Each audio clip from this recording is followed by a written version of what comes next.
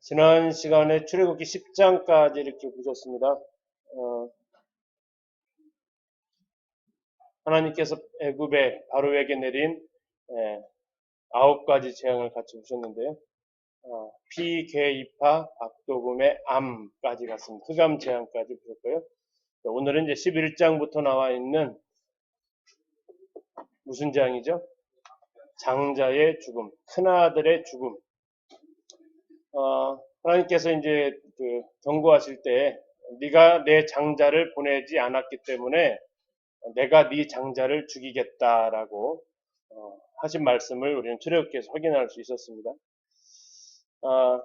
이제 하나님께서 출애굽기에서 이런 많은 이적을 베푸신 이유, 하나님의 명령이 있었는데요. 우리가 그 명령 앞에 이제 좀 정리를 좀 해보려고 합니다. 책에는 안 나와 있을 겁니다. 제가 정리를 다시 하면서.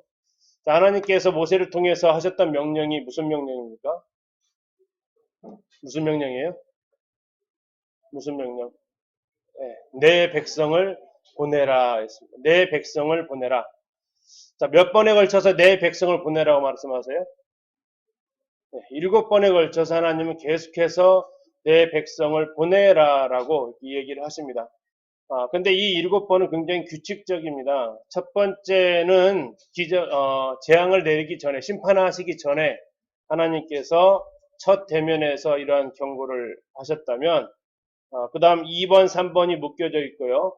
첫 번째, 두 번째 재앙이고, 다음에 4번, 5번이 또 묶여져 있습니다. 이게 네 번째, 다섯 번째 재앙이고요. 여섯 번째, 일곱 번째가 또 묶여져 있습니다. 이게 일곱 번째, 여덟 번째 재앙에서. 우리가 이제 이 재앙을 도표를 가지고 보면 하나님 굉장히 일관성 있게 체계적으로 이 재앙을 선포하시는 것을 우리가 이렇게 볼 수 있습니다. 그런데 왜 보내냐라는 거죠. 왜 보내느냐? 하나님께서 분명하게 목적이 있다라고 말씀하십니다. 내 백성을 보내는 목적이 무엇하러 보내라고 하셨어요? 나를 섬길 것이다 라는 것이었습니다. 나를 섬길 것이다. 보내는 게 목적은 아니라는 거죠. 보내는 게 목적은 아닙니다. 보낸다라는 것 자체가 이제 우리가 구원받는다라는 거라면 구원받는 것 자체가 하나님께서 우리를 구원하신 목적은 아니라는 거죠.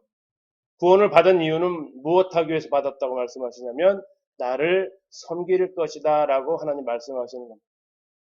6번에 걸쳐서는 나를 섬길 것이다 라고 얘기하는데 2번부터 7번까지는 아까 말씀드린 대로 10번의 재앙, 10번의 심판 가운데 하나님께서 계속해서 경고하셨던 말씀이라면 첫 번째 나와 있는 출애굽기 5장에 나와 있는 이 말씀은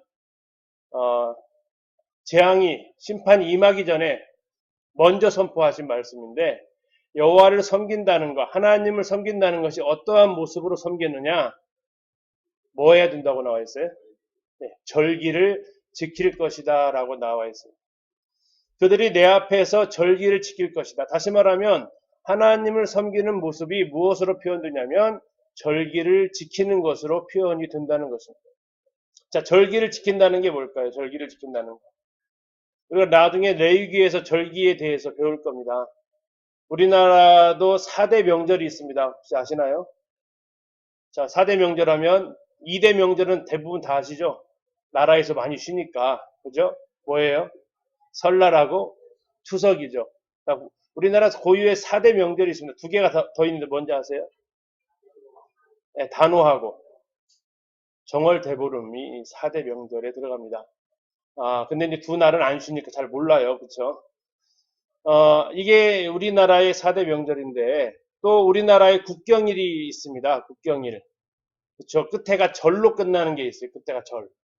굉장히 좋은 의미에서의 경축일이라고 또 얘기합니다. 몇 개가 있는지 아세요? 절로 끝나는.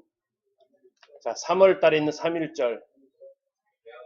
다음에 7월 달에 있는 제헌절. 8월에 곧 있을 광복절. 나라가 시작됐다는 10월 달에 개천절. 이 네 개의 국경일이 있고 경축일이라고 그러죠. 굉장히 경사스러운 날이라고 얘기합니다. 이러한 국경일이 있는데 이 이스라엘의 절기하고 우리나라 국경일하고 차이점이 있어요. 자, 잘 한번 생각해 보십시오. 우리나라 국경일이 왜 3월 1일을 3.1절로 했을까요? 자, 1번 3.1절로 정하고 그날 독립만세운동을 불렀다. 2번 독립만세운동을 부른 날이 그날이라서 3.1절로 정했다.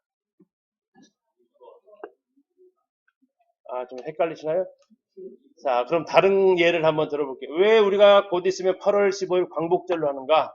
자, 광복절 날 우리가 8월 15일 날 독립할 거니까 광복절로 선언하고 우리가 광복이 되었다. 1번.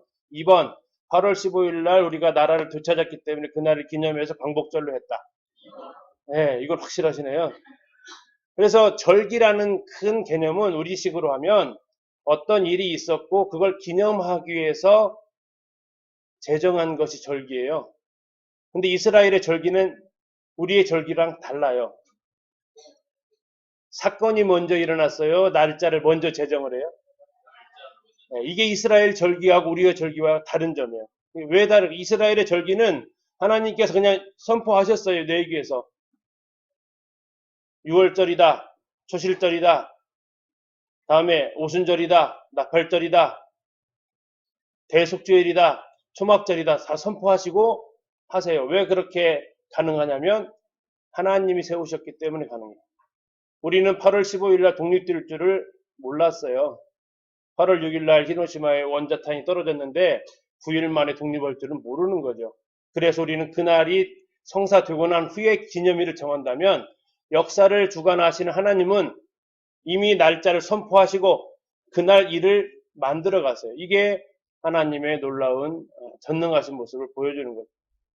하나님은 지금 절기를 제정하기도 전에 레위기에 나와 있는 절기를 제정하기도 전에 하나님 무슨 말씀하셨다고요? 그들이 내 앞에서 이러한 절기들을 지킬 것이다 라고 선언하셨어요. 하나님의 계획 속에는 이미 절기가 있으셨다라는 얘기예요. 그리고 그 절기를 통해서 이스라엘 백성들은 하나님을 섬기는 것을 표현했다라는 얘기입니다. 흔히 이제 이러한 절기들 오늘날 우리 예배드리는 모습으로 표현되기도 하는데요. 자, 출애굽기에서 제일 중요한 하나님의 명령을 고르라 간다면 이 상반절, 출애굽기 1장부터 15장까지 이 내용에서 제일 중심되는 요절은 내 백성을 보내라입니다. 내 백성을 보내라. 왜? 그들이 나를 섬길 것이다 라는 하나님의 명령이었습니다. 자, 이 명령을 들은 바로의 태도는 굉장히 하나님 앞에 완고했다라고 표현하고 있습니다. 완고했다. 고집을 부렸다. 강팍했다라고 표현하고 있는데 바로는 이 제안에 하나님의 이 명령에 대해서 네 가지에 걸쳐서 제안을 합니다. 그리고 이 제안은 모세가 받아들일 수가 없는 제안이었고요. 계속해서 하나님께서 심판하십니다.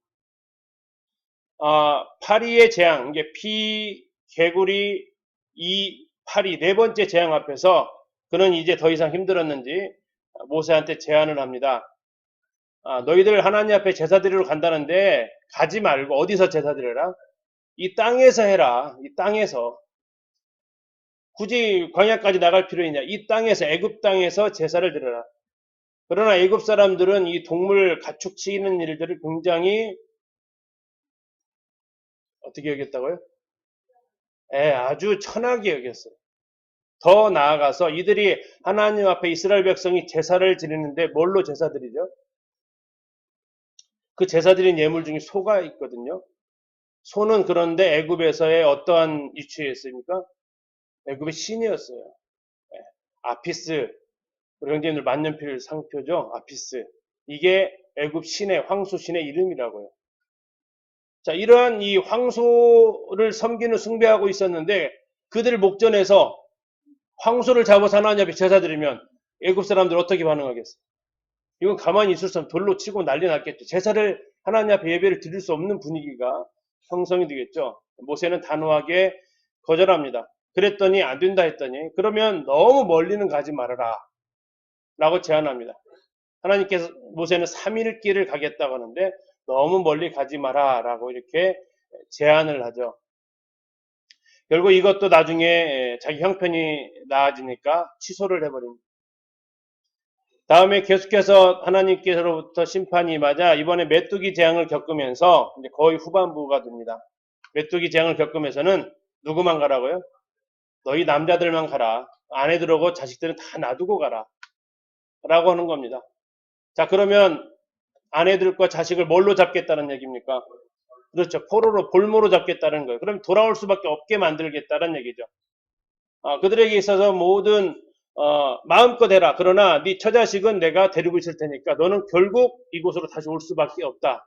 하나님을 섬기는 게 아니라 너는 다시 나를 섬길 수밖에 없다라는 그런 제안을 하니까 모세가 어떻게 합니까?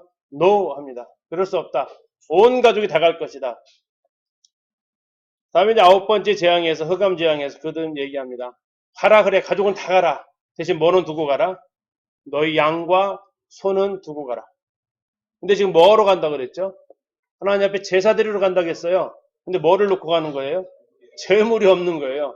하나님을 섬기긴 섬기는데 우리가 뭐를 못하냐면 헌신하고 섬기지 못하고 봉사하지 못하는 거예요. 그냥 몸뚱어리만 가서 하나님 앞에 저 왔는데 이렇게 나가라는 거죠. 자, 이 제안에 대해서 역시 모세는 어떻게 합니까? No, 그렇게 할 수 없다. 다 가져갈 거다라고 얘기합니다. 그래서 난 더 이상 너희들 얼굴 보기 싫다. 썩 나가라고 쫓아내고 모세도 그렇다. 나도 더 이상 당신 볼 일 없을 것이다 하면서 나가면서 마지막 10번째 재앙이 임하게 됩니다. 그런데 이 말씀을 쭉 보면서 오늘날 우리가 생각해 봐야 될 것은 이 바로의 이 계략을 우리도 역시 제한을 받고 있다라는 겁니다. 내가 하나님을 섬기는 데 있어서 끊임없이 바로는 나에게 찾아와서 이러한 제안을 한다는 겁니다. 굳이 그렇게까지 할 필요가 있느냐? 지금도 충분하지 않냐? 굳이 그렇게까지 다른 데까지 갈 필요 있냐? 여기도 충분하지 않냐? 그렇게까지 멀리, 그렇게까지 많이 할 필요가 있냐? 그냥 적당히 하면 되지 않냐? 온 가족이 다 동원될 필요 있냐?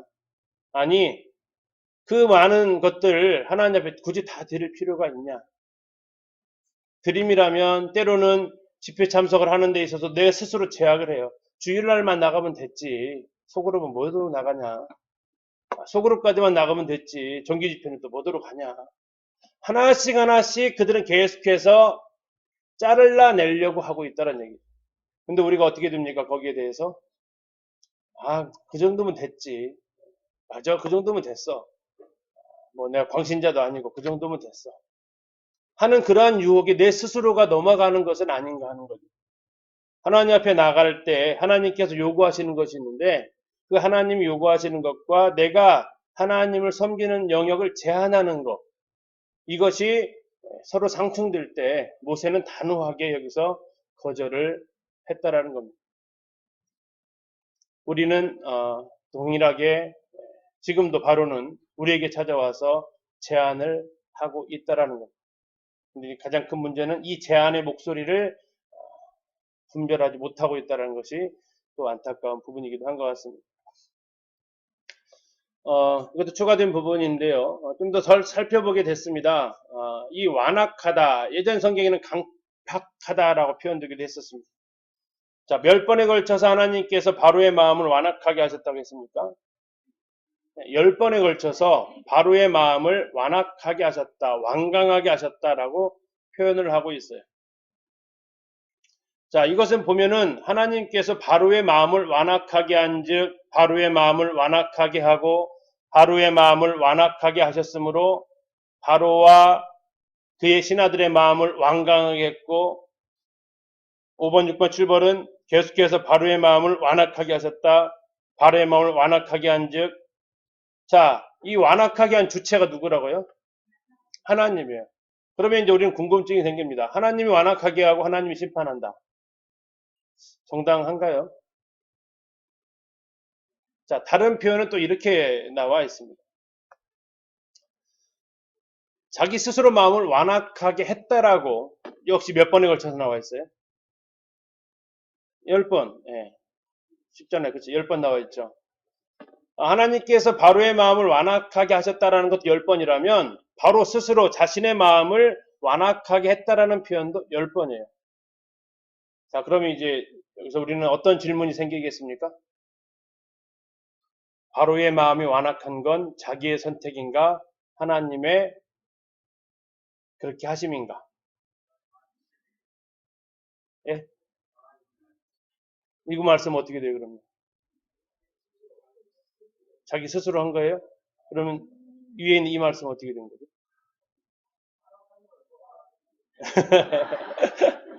자, 하나님이 10번에 걸쳐서 완악하게 하셨다라고 선언하셨습니다. 맞죠? 하나님께서 하셨다고 했어요. 여호와께서 바로의 마음을 완악하게 하셨다고 했어요. 근데 또 다른 10번은 바로 자신이 바로의 마음이 완악했다. 4번 보니까 바로가 숨을 쉴 수 있게 됨을 보았을 때에 그의 마음을 완강하게 했다. 누가 한 거예요, 주체가? 네. 네. 지금 무슨 이해 되셨습니까? 하나님이 완악하게 하셔서 바로가 완악한 행동을 했다. 또 다르게 말하면 어떻게 될까요? 바로가 완악하게 하니까 하나님이 그것을 내버려 두셨다. 바로의 마음을 왜 이렇게 하나님께서는 완악하게 하시느냐? 이 두 말씀이 서로 굉장히 모순되는 말씀처럼 우리는 보입니다. 그렇지 않습니까? 하나님이 완악하게 했다라고 10번에 걸쳐서 말하고 있다고 한다면 반대쪽에서는 아니다. 바로의 그 마음이 스스로 완악하게 했다라고 얘기하고 있다는 거죠. 이 하나님의 말씀은 서로 모순되지 않습니다. 그럼 이것을 어떻게 우리가 좋아할 수 있겠냐라는 거죠. 바로의 마음을 완악하게 하신 이유가 과연 무엇일까? 어떤 분은 예를 이렇게 드십니다.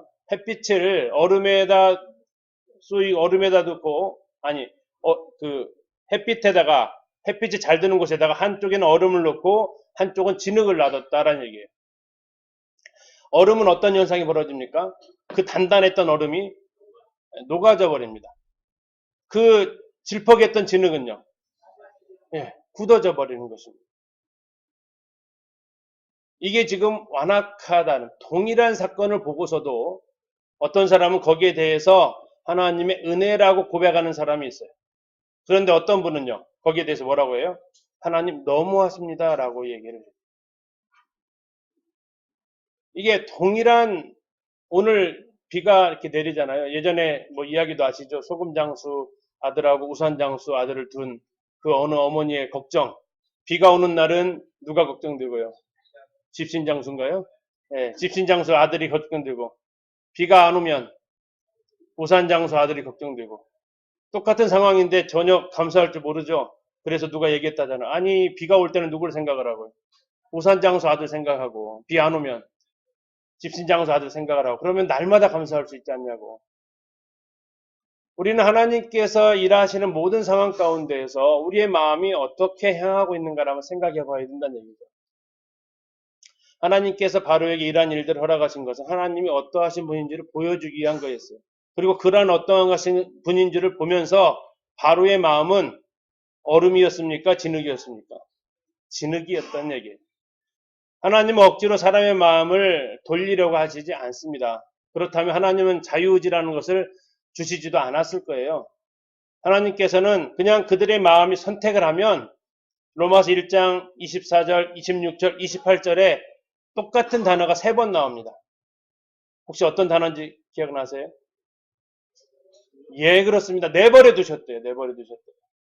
로마서 1장 24절, 26절, 28절 한번 찾아보시면 거기 하나님께서 그의 상실한 마음대로 내버려 두셨다고 했어요. 그렇게 하나님 싫다고 하나님 마음에 앞에 불평하고 했을 때 그것을 억지로 돌려가지고 하시는 게 아니라 그래 한번 해봐라 라고 허용하신다라는 것입니다. 하나님께서 사람의 마음을 좌지우지할 수 있는 분이십니다. 물론 그렇게 하실 수 있어요. 그러나 하나님께서 어느 순간 입을 딱 닫아버리실 때가 있어요. 그 대표적인 인물이 헤롯이라는 인물입니다. 그가 세례 요한을 죽였던 그 인물인데 빌라도가 예수님이 갈릴리 사람이라는 걸 알고 헤롯 왕한테 보내죠. 헤롯은 굉장히 궁금했습니다.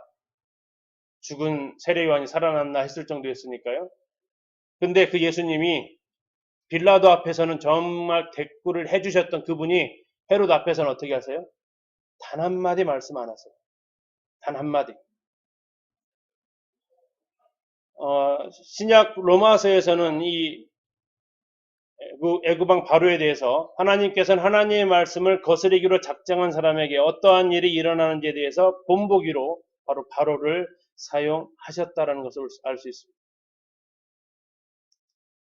나사로가 살아났을 때 죽은 자가 살아나면 예수님 안 믿을 분 계세요? 예? 죽었던 사람이 나흘 만에 살아났다는 기적을 들었어요. 안 믿을 사람이 있을까요? 없을까요? 있어요? 없어요? 있다고요.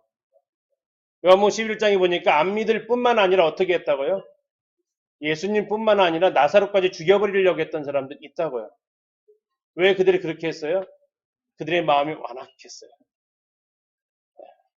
죽은 자가 나흘 만에 살아나는 모습을 보고도 예수님을 인정하기 싫었기 때문에 예수님뿐만 아니라 나사로까지도 죽여버리려고 했어요. 이게 완악함의 표현입니다. 그리고 그러한 마음을 품고 있을 때 하나님께서는 그것을 어떻게 하신다고요? 허용하신다고요. 그러면서 하나님께 거기에 대한 본보기로 삼으신다고요.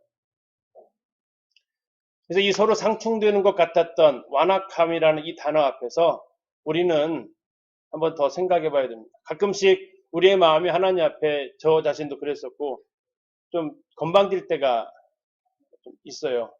하나님 좀 너무하신 거 아닌가요? 라는 그런 마음이 들 때도 있고 하나님 이럴 때는 이렇게 하시면 안 되지 않나요? 라고 이렇게 불평하는 이런 마음이 들 때가 있어요. 근데 그때 우리가 지금 내 마음이 뭐하해져 가고 있다는 걸 느껴야 된다고요?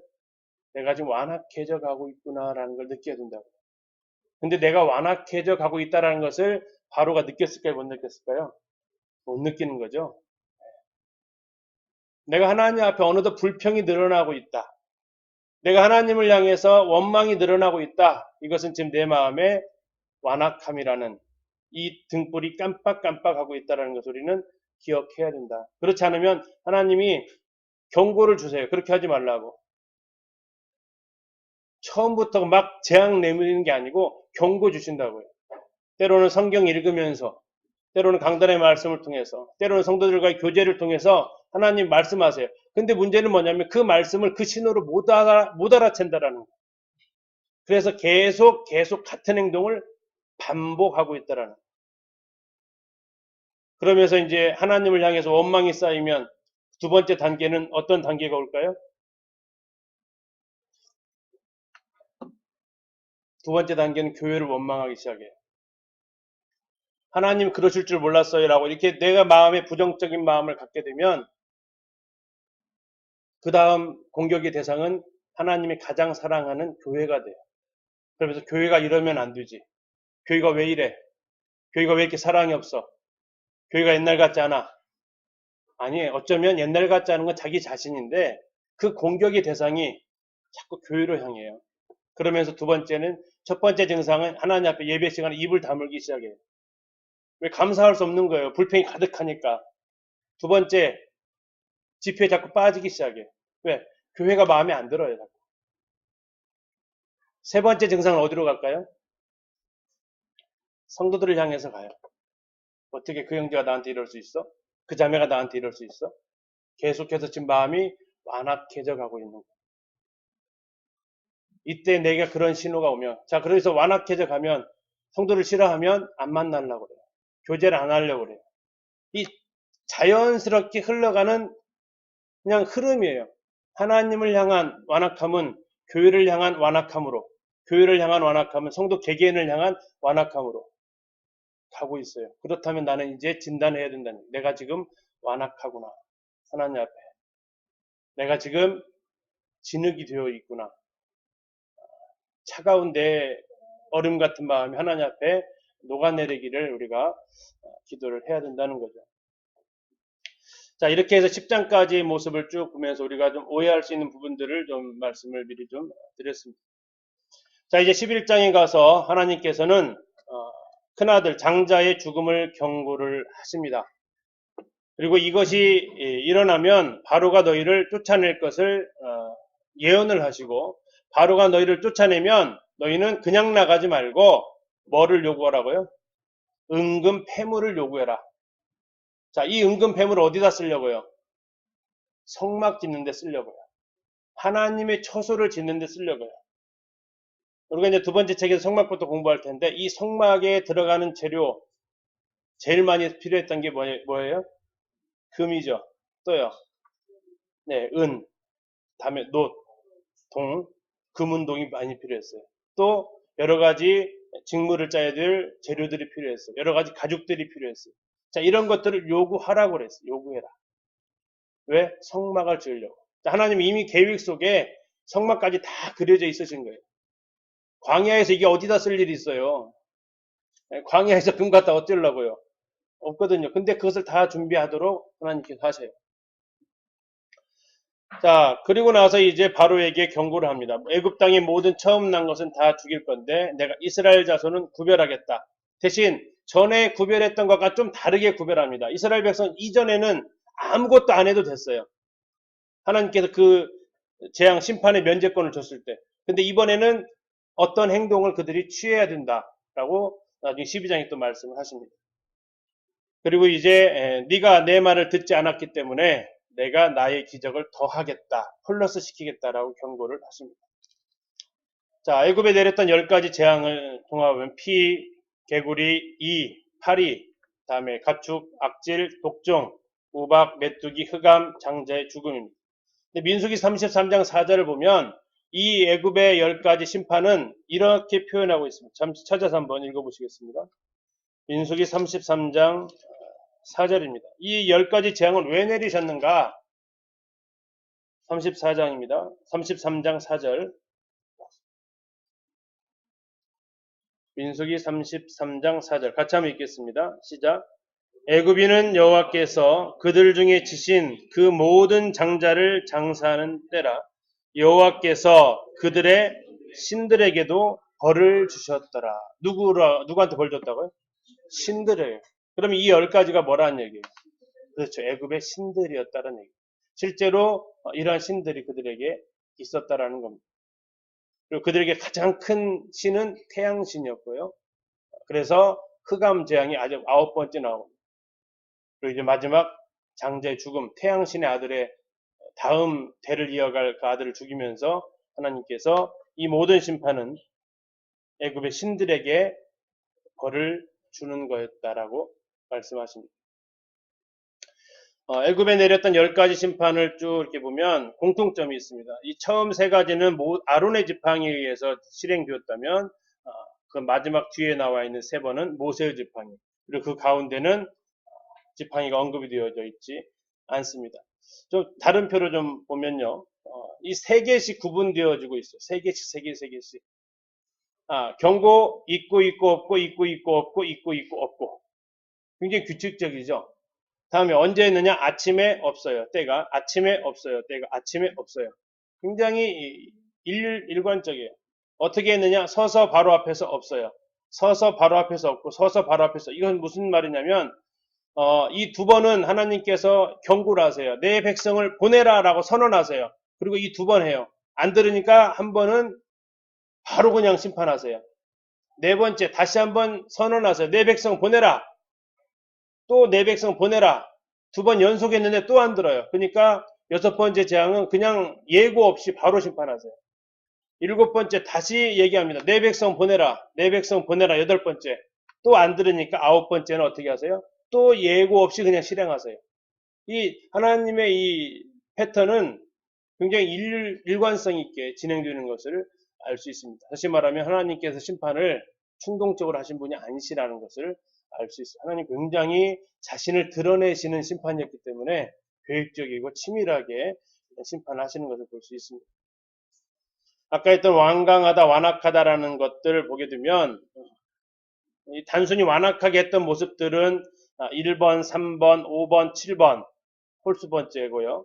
다음에 바로 자신이 완악하게 했다라는 것은 2번, 4번, 하나님께서 허락하셨다라는 것은 6번. 이런 모든 모습들을 통해서 아까 말씀드린 대로 그는 하나님께서 하시는 그 일에 완악함으로 반응했고 하나님께서 그것을 내버려 두셨어요. 그리고 하나님께서는 이제 마지막으로 그를 앞으로 하나님의 말씀을 듣고도 계속해서 완악한 사람들의 본보기로 삼으셨습니다. 우리가 복음을 전하지만 그들이 처음부터 순수히 받지 않습니다. 예수님께서도 제자들한테 이런 얘기 하셨어요. 만일 너희가 가서 평안을 빌어라. 그런데 그들이 받지 않으면 나올 때 뭐 하라고 그랬어요? 신에서 먼지를 털어버려라. 내가 너희들이 털어버린 것처럼 그들을 털어버릴 것이다 라고 굉장히 무서운 말씀을 하시는 거거든요. 그래서 그들이 하나님의 말씀을 거절했을 때 하나님은 강제로 그들의 마음을 돌이키려고 하지 않으신다는 얘기예요. 그러나 거기에 대한 책임은 반드시 또한 물으신다는 거죠. 지난번에 말씀드렸던 꿈의 석비에 관련된 내용이고요. 이제 이 아메노테 2세가 지금 모세하고 마주하고 있는 왕이 되겠습니다. 모세랑 대결했던 그 장자인데, 지난번 말씀드렸던 대로 이 한 관에 두 구의 시체가 넣어 있는데 그것은 자기와 자기 아들, 6월달 때 죽었던 그 아들과 함께 묻히게 됩니다. 이제 출애굽기 12장에서 6월절이 실행이 됩니다. 지난번 아까 잠깐 말씀드렸던 대로 이것은 하나님께서 미리 날짜를 그냥 선포를 하셨어요. 1월 14일 날 6월절이다. 그리고 그 6월절을 실행을 하세요. 하나님만이 가능한 일입니다. 인간들은요, 그 사건이 일어나는 날을 기념하는 거지 미리 그것을 해놓고 그걸 일을 시행하지는 않아요. 그러나 하나님은 다르시다는 얘기입니다. 그리고 이 때부터 그들에게 종교력이라는 것이 시작이 됩니다. 너에게 달의 시작 곧 해의 첫 달이 되라. 다시 말하면 이제 원년이 되는 거죠. 원년. 종교력 원년이 되는 겁니다. 이때가 이제 6월절, 우리나라 달력으로 약 3월, 4월에 해당되는 그 시기가 바로 6월절 때가 됩니다. 자, 6월에서 6월의 뜻이 뭐예요? 넘을유, 넘을월입니다. 영어로는 패스오버라고 합니다. 넘어갔다라는 겁니다. 우스갯소리 6월달이 있는 절기는 아니라는 얘기죠. 몇 월달이 있었다고요? 1월달. 종교력 1월이고요. 우리식으로 태양력으로 환산하면 3월에서 4월에 해당이 됩니다. 그들도 태음력을 쓰기 때문에 이게 날짜가 365일 이렇게 우리도 윤달, 있는 것처럼 음력 있는 것처럼 변화가 있어서 정확하게 딱 태양력처럼 정해져 있지는 않습니다. 1월 14일 날이 6월절인데 1월 10일 날 미리 준비를 합니다. 그리고 4일간 간직을 해요. 왜 간직을 했을까요? 10일 날 선택을 합니다. 그리고 14일까지 간직해둬요. 왜 간직을 해둬요? 그렇죠. 이 양들에 대해서 병이 있으면 잠복기 같은 거 있잖아요. 그런 것들이 나오면 이 하나님 앞에 드릴 수 없기 때문에 검사하는 그런 시간들, 또 있었던 병이 발병하는 것들을 확인하기 위한 것이 되겠습니다. 자, 6월절 양을 잡을 때 각 사람 한 명당 한 마리씩 잡나요? 아니면 가족당 한 마리인가요? 정답은 3번이죠. 3번은 뭐예요? 가족의 수에 따라서 잡습니다. 자, 예를 들어서 저희 집에서 잡았다면 한 마리 다 잡아야겠죠? 근데 예를 들어서 뭐 두 분이 사시는 집에서 드신다면 옆집이랑 같이 계산해서 한 마리만 잡으면 된다고. 한 집당 한 마리 아니고 개인당 한 마리 아닙니다. 각 한 마리 아니고요. 그것을 먹을 만한 집이 같이 묶어가지고 한 마리를 잡도록 하셨습니다. 그리고 피는 어디에다 발라야 돼요? 임방과 설주. 이건 굉장히 좀 잘 안 쓰는 말이죠. 임방은 어디입니까? 문틀에 서면 위에입니다. 이 문틀이 이렇게 있죠. 그러면 위에 부분이 임방이라고 합니다. 설주는요, 양쪽에 있는 기둥주자 써서 양쪽에 있는 기둥이 문틀로 할 수 있겠습니다. 지금 이분은 그러면 어디다가 지금 피를 칠하고 있는 거예요? 그렇죠. 문임방에다가 피를 칠하고 있습니다. 자, 문임방과 설주에 칠하면은 다시 말해 문에 이렇게 들어가는 입구 앞에다가 피를 칠하라고 얘기를 하고 있고, 이제 피는 거기다 칠하고 고기는 그 안에서 먹을 것을 얘기하고 있고, 먹을 때 떠날 준비를 하고 먹으라고 말씀하고 있습니다. 그리고 다시 한번 12장 12절에서 하나님은 아까 읽으셨던 그 말씀을 동일하게 반복을 하십니다. 제가 읽어드리면, 내가 그 밤에 애굽 땅을 두루다니며 사람이나 짐승을 막느라고 애굽 땅에 있는 모든 처음 난 것을 다 치고 애굽의 모든 신을 내가 심판하리라. 나는 여호와라. 나밖에 없다. 신은 하나님이 선포하시는 거죠. 그리고 내가 피를 볼 때 너희를 넘어가겠다. 그래서 6월절입니다. 넘어가겠다고 해서 6월절이 됩니다. 그리고 이것을 너희들은 대대로 지켜라 라고 이야기를 하셨습니다. 자, 6월절의 그 상황을 그 영화로 찍은 것을 잠시 이렇게 좀 보도록 하겠습니다.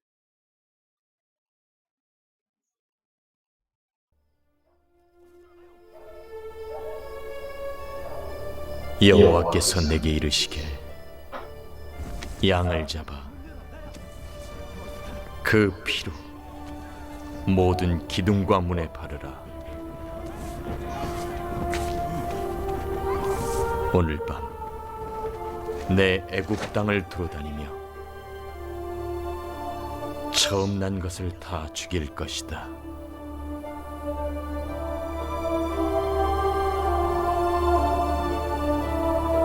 그러나 문에 바른 피를 보면 너희를 넘어가리니 재앙이 너희에게 내리지 아니하리라.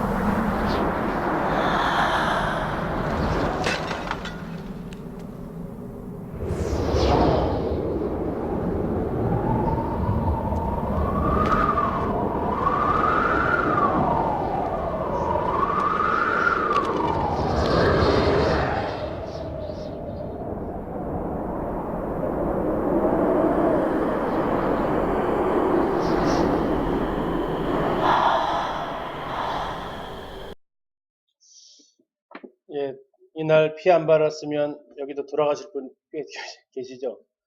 예. 왜 피를 발랐으면 넘어갔을까요? 이미 여기에는 뭐가 이루어진 거예요? 예, 죽음이 이루어진 겁니다. 이미 심판이 이루어진 거였어요. 이미 심판이 이루어졌기 때문에 하나님은 더 심판하지 않으십니다. 그들이 뭐 착하게 살아와서 그런 것도 아니고, 그들이 뭐 믿음이 좋아서 그런 것도 아닙니다. 이미 심판이 그 어린 양을 통해서 이미 실행이 되어졌기 때문에 더 이상 여기에는 죽음의 심판이 그들에게 적용되지 않는다는 거죠. 그리고 나머지 집은 왜 그러면 죽음의 심판이 들어갑니까? 하나님 말씀을 어겼기 때문에, 하나님 말씀을 믿지 않았기 때문에. 이때 애굽 사람들 중에서 이 소식을 들었을까요? 못 들었을까요? 이때 애굽 사람들이 피를 발라야 된다는 사실 들었을까요? 못 들었을까요? 예, 들었을 겁니다. 어떻게 알 수 있죠? 추측인가요?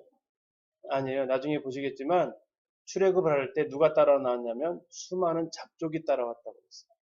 유대인들만, 이스라엘 백성만, 야곱의 자손들만 출애굽한 게 아니고 수많은 잡다한 민족들이 따라 나왔다고 했어요. 당시 애굽이 굉장히 큰 제국이었기 때문에 여러 다른 민족들이 그곳에 와서 살고 있었고, 이제 계속해서 9번에 걸친 이 재앙 앞에, 심판 앞에서 그들은 하나님의 존재를 알게 되었고, 야, 피를 발라야 큰아들이 죽지 않는데 바르자라고 선택했던 사람은 어떻게 됐다고요? 이 죽음의 심판이 넘어간 거예요. 죽음의 심판이 왜 넘어갔냐면 이미 죽음의 심판이 치루어졌기 때문에 넘어갔다는 얘기예요. 죽음의 심판이 누구를 통해서 치러졌어요? 어린 양을 통해서 치러졌어요. 그래서 고린도전서 5장에서는 예수님을 뭐라고 표현합니까? 유월절 양이 되셨다라고 표현하고 있어요. 그리고 이제 이날부터 시작해서 7일간을 무교병을 먹어라. 누룩을 넣지 말아라. 요즘으로 말하면 이스트 효소를 넣지 말아라. 부풀리지 말아라. 유교병을 먹으면 끊어지리라. 이 보통 누룩은 죄를 얘기하고 있는데 구원받은 우리의 삶에 대해서 생각하게 합니다. 그리고 너희 집에서 먹을 뿐만 아니라 너희 집에서 누룩을 전부 다 제하라고. 그래서 이스라엘은 1년마다 집안 대청소를 합니다. 뭐 하려고요? 누룩을 제거하기 위해서. 지금도 종교 유대인들은, 이스라엘의 약 20% 되는 종교 유대인들은 지금도 매년 6월 이 무교절 기간에 모든 가구를 전부 다 대청소를 해야 됩니다. 쇼파부터 시작해서 다 드러냅니다. 그러면서 이제 하나님께서 이것을 가르칠 것을 말씀하셨습니다. 자녀들이 물어봅니다. 이 예식이 무슨 뜻이냐라는 거죠. 이 예식이 무슨 뜻이냐. 그러면 이것을 누가 가르쳐줘야 돼요? 예. 자녀가 물어보니까 누가 가르쳐줘야 돼요? 그렇죠. 부모가 가르쳐줘. 자녀들을 부모가 가르쳐주는 것이 하나님께서 이때 명하신 책임입니다. 나중에 이것이 이제 신명기까지 가면 부모들의 책임을 더 말씀하고 있습니다. 그래서 이런 절기를 통해서 이스라엘 백성들은 다음 세대에게 계속해서 하나님을 증거할 수 있는 기회로 삼게 됩니다. 우리도 이제 우리의 자녀들에게 이러한 것들을 통해서 하나님의 말씀을 가르칠 수 있을 때가 필요한데 개인적으로 좀 아쉬운 것은 우리는 너무 이런 것들에 대해서 그냥 관심이 없을 뿐만 아니라 좀 많이 터부시하는 부분도 있어요. 혹시 뭐 고난주간 들어보셨어요? 부활절 들어보십니까? 성령 강림주일 들어보시나요? 교파에서는 굉장히 막 성대하게 치르죠. 가끔씩 학교 선생님들이랑 이게 식사하다 보면 나 요즘 금식하느라고 힘들어. 보면 왜 금식하고 있어요? 고난주간 특세하고 있대요. 거기도 하지? 이렇게 물어봐요, 저한테. 거기도 하지? 하면서. 근데 이제 우리는 거의 시간을 그냥 거의 뭐 생각도 안 하고 넘어가는데 이 시간이 굉장히 중요한 어쩌면 가르침의 기회일 수도 있겠다. 이것을 그냥 행사 치르듯이 하는 것은 문제가 있을 수 있겠지만 아무튼 하나님께서는 이런 절기를 통해서 1년에 7번 있는 이 절기를 통해서 하나님을 가르칠 것을 말씀하고 있습니다. 그리고 나서 그 다음 날 1월 15일 날 그들은 애굽을 나오게 됩니다. 라암셋을 출발해서 숫곳으로 가게 되고 보행하는 장정만 60만 명이라고 계수가 됩니다. 아까 말씀드린 수많은 잡족이 따라 나왔어요. 민수기 11장을 잠시 가셔서 확인하도록 하겠습니다. 11장 4절입니다. 민수기 11장 4절. 11장 4절 같이 한번 읽겠습니다. 시작. 그들 중에 섞여 사는 다른 인종들이 탐욕을 품음에 이스라엘 자손도 다시 울며 이르되 누가 우리에게 고기를 주어 먹게 하랴. 이스라엘 백성 가운데 누가 있었다고요? 예, 수많은 외국인들이 있었다는 얘기예요. 섞여 사는 다른 인종들이 있었다는 얘기예요. 다시 말하면 출애굽할 때 이들이 따라 나왔다는 얘기예요. 어떻게 따라 나왔을까요? 이스라엘 백성과 관계를 맺으면서 야 너네도 살려면 발라 하면서 야 이게 정말 신이다라고 따라 나왔는데 그렇게 따라 나왔는데 나와 보니까 애굽 땅만 적응 못 하거든요. 그러니까 그들이 계속해서 하나님 앞에 불평을 하게 되는데 그 영향을 누가 받았어요? 60만 대군이 그 영향을 받은 거예요. 이 60만이 이 수많은 다른 민족에 영향을 준 게 아니라 누가 영향을 줬다고요? 그 섞여 사는 그 인종들이 60만 이스라엘 백성들한테 영향을 줬다고요. 이게 참 쉽지 않은 거 아닙니까? 근데 이게 죄가 가지고 있는 힘이에요. 네, 죄가 가지고 있는 힘. 우리 가운데 한두 명이 불평하기 시작하는 거하고 한두 명이 감사하는 거 시작하고 감사가 더 빨리 퍼져요? 불평이 더 빨리 퍼져요? 네, 불평이 훨씬 빨리 퍼집니다. 감사는 잘 안 퍼져요. 근데 불평은 금방 퍼져요. 이게 죄가 가지고 있는 누룩의 힘이죠. 그들로 인해서 이스라엘 백성이 또 하나님 앞에 같은 원망을 하면서 심판을 받게 됩니다. 그리고 그들이 나오는 날이 430년 되었다라고 이야기를 하고요. 6월절 규례로 삼아서 너희들 중에서 하나님께서 이것도 아셨던 것 같아요. 돈으로 산 종들 그들도 이 할례를 받은 후에는 이 6월절을 지켜야 된다 하고 말씀하시면서 뼈를 꺾지 말라고 하십니다. 자, 이 6월절 양이 누구라고 그래요? 예수 그리스도라고요. 그런데 하나님께서 미리 말씀하셨어요. 유월절 양에 죽일 수 있다. 피를 받을 수 있다. 고기 먹을 수 있다. 단 한 가지 뭐는 하지 말아라고요? 뼈는 꺾지 말아라. 이것이 그대로 예수님 십자가에서 성취가 되죠. 자, 십자가에 오래 둘 수 없기 때문에 사람들은 이 군병들이 빨리 죽게 하는 방법이 바로 뼈를 꺾습니다. 그런데 예수님께 딱 왔을 때 예수님의 상태가 어땠습니까?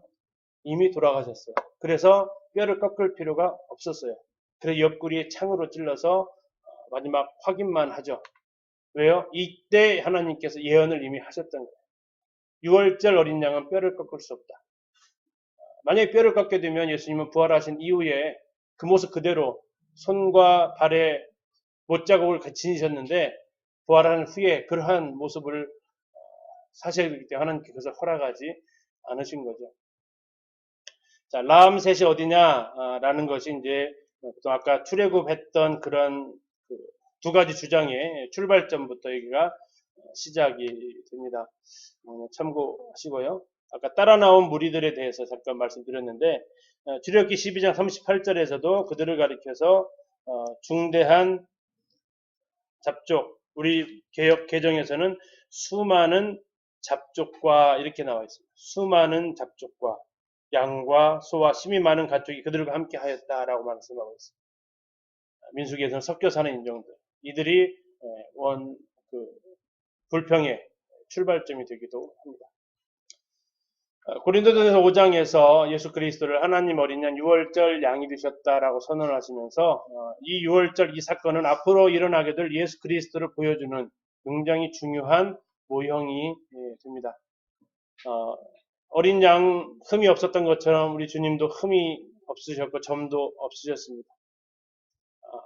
10일 날 선택을 해서 14일까지 나와서 완전한 흠이 전혀 없다라는 것을 판명했듯이 주님은 이 땅에서 전혀 죄를 알지도 못하신 분으로 사셨습니다. 예수님의 그 어린 양의 피가 그 집 안에 있는 모든 사람들을 구원했듯이 예수님의 이 피는 세상의 모든 생명을 위해서 뿌려졌습니다. 어린 양의 피가 문설주에 발라졌듯이 예수님의 피는 십자가에서 머리끝부터 발끝까지 흘러내려지셨습니다. 예수님의 피가 발라져 있느냐 발라져 있지 않느냐. 우리가 예수님을 믿을 때에 하나님의 심판을 받지 않는 이유가 뭡니까? 이미 예수님이 심판을 받으셨기 때문입니다. 이미 예수님이 우리를 대신해 심판을 받으셨기 때문에 우리가 예수님을 믿을 때에 더 이상 심판이 나에게 없다라는 거죠. 6월절을 아까 말씀드린 대로 건너간다, 패스오버라고 했습니다. 6월절 어린 양의 피는 예수님의 피고 그 예수님의 피가 칠해져 있으면 하나님의 심판을 건너뛰시겠다라는 선언이십니다. 이것은 성경이 많은 기록이 예수 그리스도를 증거하고 있는데 그 중에 대표적인 것 중에 하나가 바로 이 6월절 양이 예수 그리스도를 예표하고 있고 우리는 이 6월절을 통해서 내가 하나님의 심판이 나를 넘어갔다라는 것을 기억하며 또 그분 앞에 감사를 드리게 됩니다. 모세와 바로의 대결하는 이 모습은 우리가 모세의 신과 바로의 신 아까 말씀드린 대로 내가 애굽의 모든 신을 심판하겠다라고 하셨다는 거예요. 애굽의 모든 신을 심판하겠다. 왜? 너희들이 나를 섬겨야 되기 때문에 하나님만을 섬기는 하나님만이 홀로 유일하신 신이라는 것을 알게 하셨다라는 겁니다. 그래서 이 각각 10가지의 그런 재앙들은 이집트의 여러 신들을 하나님이 심판하심을 통해서 신 중에 신, 아니 유일하신 하나님은 여호와 하나님밖에 없다라는 것을 우리에게 선포하는 겁니다. 자, 이건 이제 첨가된 부분인데요. 거기 책에는 없을 겁니다. 모세와 바로와의 대결이 총 10번에 걸쳐서 나와요. 10번. 자, 출애굽기에서 아까 내 백성을 보내라라는 것이 굉장히 중요한 말씀이었다면 더 나아가서 그 많은 재앙, 심판을 하신 이유가 뭐냐? 왜 그런 심판을 하셨다고요? 하나님 여호와인 줄 알지라. 하나님을 보여주기, 하나님을 드러내시기 위함이었다는 거예요. 누구에게 드러내느냐? 6장에서 보면 너희가 누구예요? 내 백성으로 삼았다고 하니까 이스라엘 백성들한테 너희의 하나님 여호와다. 두 번째, 애굽 사람한테 보여주겠다. 세 번째, 네가 이로 말미암아 여호와를 알 것이다. 이 바로에게 보여주겠다라는 거. 바로 너한테 보여주겠다. 네 번째도 왕에게, 이 왕은 누구예요 그러면? 역시 바로죠. 바로에게 보여주겠다. 그리고 이 땅에서 보여주겠다. 여섯 번째, 너와 바로와 내 신하와 내 백성에게 보여주겠다. 그리고 내가 너를 이렇게까지 제거하지 않은 것은 나의 능력을 너에게 보이고 내 이름이 누구에게요? 온 천하에. 이 출애굽 이 사건 재앙을 내리고 이 열 번째 재앙까지 그리고 더 나아가서 홍해를 건너는 이 사건까지 모든 사건은 애굽에 국한되지 않고 온 천하에 하나님의 이름을 드러내기 위함이다라고 말씀하고 있고 더 나아가서 끝나지 않고요. 내 아들과 누구한테까지요? 내 자손의 귀에 전하기입니다. 여기는 내 아들과 내 자손은 누구예요? 애굽 사람이에요? 이스라엘 사람이에요? 이스라엘 사람이에요. 그러면 우리는 하나님의 기적을 경험했으면 그걸 누구한테까지 전해야 된다는 얘기예요? 우리 자손들한테까지 전해야 된다는 얘기예요. 그 세대의 사람뿐만 아니라 그 세대 이후의 사람에게까지도 자신을 드러내시려고 했다라는 겁니다. 8번에서는 또 역시 애굽 사람한테, 9번에서는 또 역시 애굽 사람한테, 10번에서는 더 나아가서 아까 여기 온 천하라고 했는데 이 모든 사실을 누가 듣고 있었냐면 기생 라합이 가나안 땅 여리고성에서 듣고 있었다는 거고요. 그들이 특히 홍해의 물을 마르게 하신 일, 홍해의 물을 마르게 하신 일을 들었을 때 그들이 간담이 녹았다, 마음이 녹아내렸다, 정신을 잃어버렸다. 어떻게 그게 가능하냐? 라고 이야기하면서 기생 라합의 고백입니다. 너희 하나님 여호와는 위로는 하늘에서도 아래로는 땅에서도 누구라고요? 하나님이시다라는 거. 이게 이스라엘 백성에게 알게 해야 되고 바로한테 알게 해야 되고 애굽 사람들한테 알게 해야 되고 이스라엘 백성의 후손들한테도 알게 해야 되고 온 천하에게도 알게 해야 되고 그래서 하나님께서 유일하신 하나님이라는 것을 하나님은 드러내시기를 원하셨고 그래서 이러한 일들을 계속해서 행하셨다는 것을 우리가 확인하게 됩니다. 6월절이 언제 일어나느냐? 양 잡았을 때는 1월 14일 해질 때에 잡습니다. 그리고 그날 저녁에 먹습니다. 자, 이 사건이 이루고 나서 1월 15일 날 날이 밝았습니다. 그들이 뭐하러 다녔을까요? 예, 수거하러 다녔습니다. 예. 뭐 수거하러 다녀? 은금 폐물 수거하러 다녔어요. 그리고 그날 저녁에 떠납니다. 1월 15일 날 저녁에 떠나고 그래서 그들이 이제 신명기에 가서 보면 가나안 땅에서 가나안 땅에 들어가서 6월절 제물을 드리는 시각은 1월 15일 해질 때 왜 그들이 나오는 날 심판의 날이 아닌 그들이 나오는 날 기념하라고 얘기를 하셨어요. 그래서 예수님 때도 이렇게 그런 시간 안에 진행하게 되었던 것을 성경 여러 권을 통해서 볼 수 있습니다. 잠시 10분 쉬었다가 13장부터 이렇게 시작해 보도록 하겠습니다.